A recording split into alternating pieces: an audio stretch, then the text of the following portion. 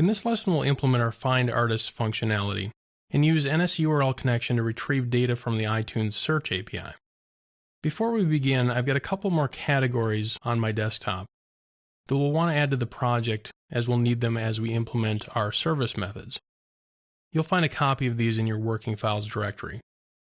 I'll select all of these and drag and drop them into my categories group. I want to say copy, create groups for any added folders, and make sure we have the correct targets, so just the iMusic target. Say finish, and there they are. All right, on to our implementation. The Foundation framework provides a class called NSURLConnection that's used to perform various network operations. Although it's primarily used for issuing HTTP requests, it can really be used to load any resource reachable via a URL. We'll use this class to perform an asynchronous GET request to retrieve the data needed by our search UI. So let's start implementing this code. I'll add an import for the category we'll need. I'll then create a define to define a string for our URL that we'll be calling. Let me shrink down the left side of this. This is just a format string like we've seen many times throughout the course. The one placeholder value I have is for our search term that we'll be entering in.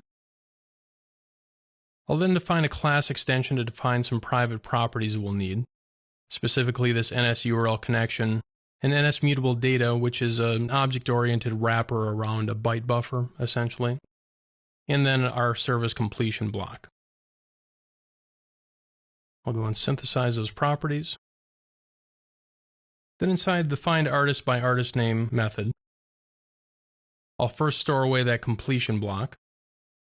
We'll begin by creating an NSURL based on the format string we defined above, and I'll pass in the artist name into that placeholder value. I added a category method called URL encoded string, and this will just make sure that whatever our query term is that we entered in gets properly escaped so it can be passed as part of a HTTP request. I'll then define what's called an NSURL request. Whereas the URL defines what we're attempting to get, the URL request will define how we go about getting that resource. In this case, we can simply call request with URL and don't need to perform any further configuration. I'll then initialize this NSMutableData, and this will be essentially a byte buffer for us to accumulate the response coming back from the server. And then finally, I'll create an actual NSURL connection using this connection with request delegate call. As soon as this method is invoked, it will kick off the actual request.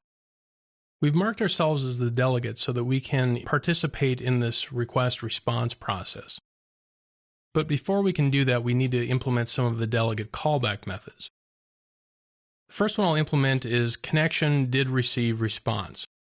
If the remote server handled the request and is providing a response, this method will get invoked. For a single request, this method could be invoked multiple times, depending on potential redirects happening on the server side. So each time this gets called, we want to make sure we truncate our response data so that we're not holding old values from the previous request. We'll then implement connection did receive data, and this will be called as the remote server is writing out its response. The web server is going to rarely send back a response in a single shot, and instead we'll fill up a buffer and then flush that to the output stream, fill up the buffer, and keep flushing until that entire response is completed. So for most requests, this method will be invoked multiple times, and each time it is, we simply want to append to our mutable data. I'll then implement the connection did fail with error method, and in this case, I'm just going to nil out our response data and connection properties so they can be freed up. And then finally, this connection did finish loading will be called once the response is complete and we've captured all of the response data. For the time being, I'm simply going to create an NS string based on that response data that we received and simply log that to the console. All right, so our basic request response handling is complete. Let's switch over to the Search Artist View controller and hook in this code. I'll first import our music store service. I'll define a property for that service and synthesize it. In the ViewDidLoad, I'll create an instance of the music store service. We want to actually call this service in the search bar search button clicked. So as the user is entered in a search term and press the search button, we want to invoke this code. So I'll delete the existing methods in here with the exception of the resign first responder call. We'll then call our service method, find artist by artist name, and we'll pass in the search bar's text. So this will allow us to find the user input. Define our completion block. In our completion block, if the error parameter was populated, we'll just pop up a UI alert view, so just a standard pop-up message indicating that some problem happened. If not, we'll want to set our artist property to the result parameter coming back. And finally, we want to call TableView reload data. This will ensure that our TableView data source methods get re-invoked and can redraw the table correctly. Let's hit Command B to see if everything compiles correctly. Let's run the app. I'll open up the search UI and enter in Trivium.